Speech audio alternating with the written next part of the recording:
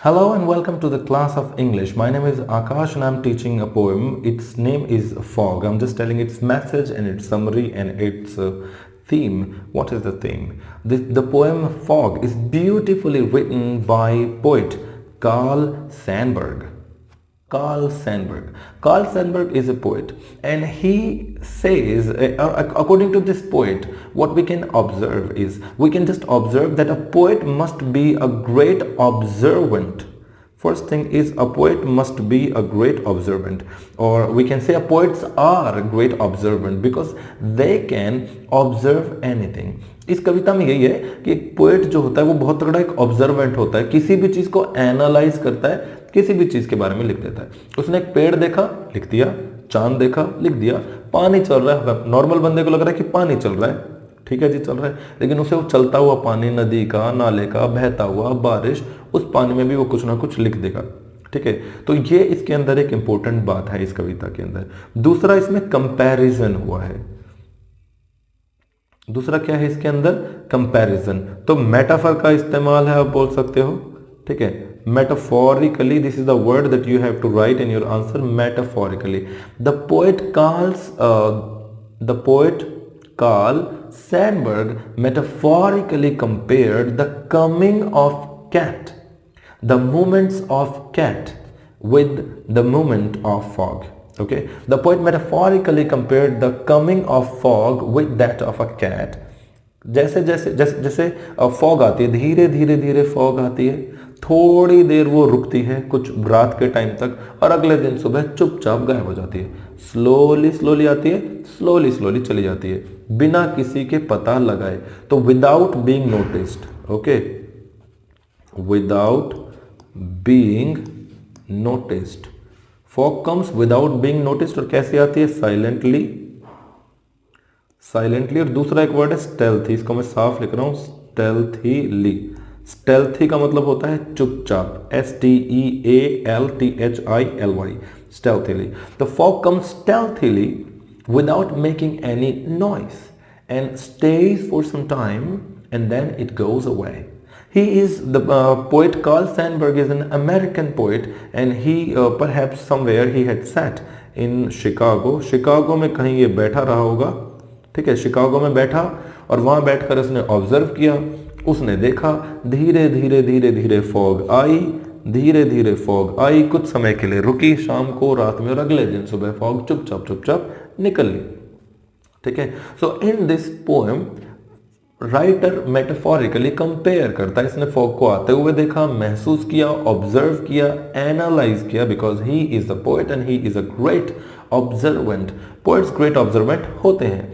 And then he metaphorically compared कि कैसे कैसे धीरे धीरे, without being noticed, without making any noise, silently the fog came and then it stayed for some time, या it stay मतलब रुकना, it stayed for some time and then vanishes, then disappeared. फिर क्या होगी? वो वैनिश हो जाती है या फिर डिसअपीयर हो जाती है। ओहो, वैनिश, वैनिश्ड और डिसअपीयर्ड।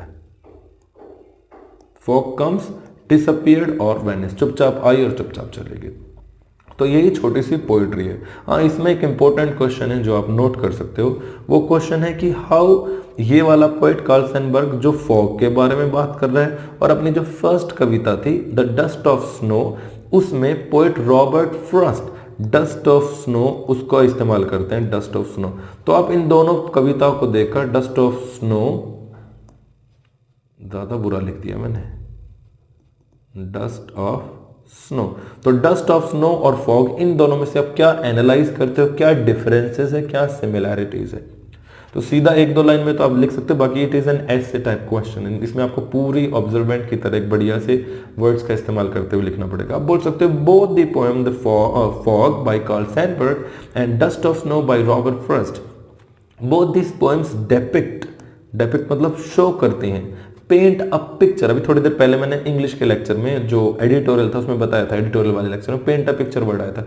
तो both this poem paint a picture of winter landscape, both of these use beautiful imagery in which the poet metaphorically compares how in the poem fog, how fog comes like a little cat, and in the dust of snow he tells that whatever we see in this world are not at all negative, it just depends on our thought। तो poet in दोनों चीजों में एक चीज common है कि poet को कोई भी इंस्पिरेशन कहीं से भी मिल सकता है। Poet must be a great observant, या poets are great observant, they can get any kind of poetic inspiration from anywhere, उनको कहीं से भी पोएटिक इंस्पिरेशन मिल सकता है। तो इसी के ऊपर आपको थोड़े से और 2-4 वर्ड अपने बनाकर ये कविता, इन दोनों कविताओं को मिलाकर एक क्वेश्चन आना है। वेरी इंपॉर्टेंट, बोर्ड में ऐसे क्वेश्चन जो है आ जाते हैं, ठीक, ओके।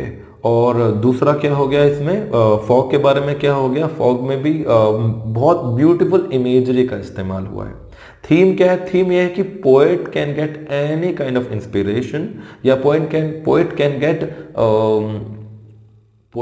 गेट या पोएट को मिलती है poetic inspiration from anywhere, he must be a great observant, okay। इसमें उन्होंने फॉग को ऑब्जर्व किया, कहीं बिल्ली को ऑब्जर्व किया होगा, and then he metaphorically compared both of these things and wrote in a poetry। बहुत ही छोटी है ये, एक और सिमिलैरिटी है, डस्ट ऑफ स्नो छोटी सी है, 24 वर्ड्स की है ये, 8 लाइन है उसमें, और ये फॉग जो है ये भी छोटी सी है, कुछ एक 20-30 वर्ड की ये भी छोटी सी एक कविता है बाय कार्ल सैनबर्ग, ओके। ये सिमिलैरिटी होगी, दोनों की दोनों ठंड के बारे में बात कर रही है, ये है, okay। So this was all about, very simple, you can just watch it for a quick revision and enjoy it। Thank you very much, have a great time ahead।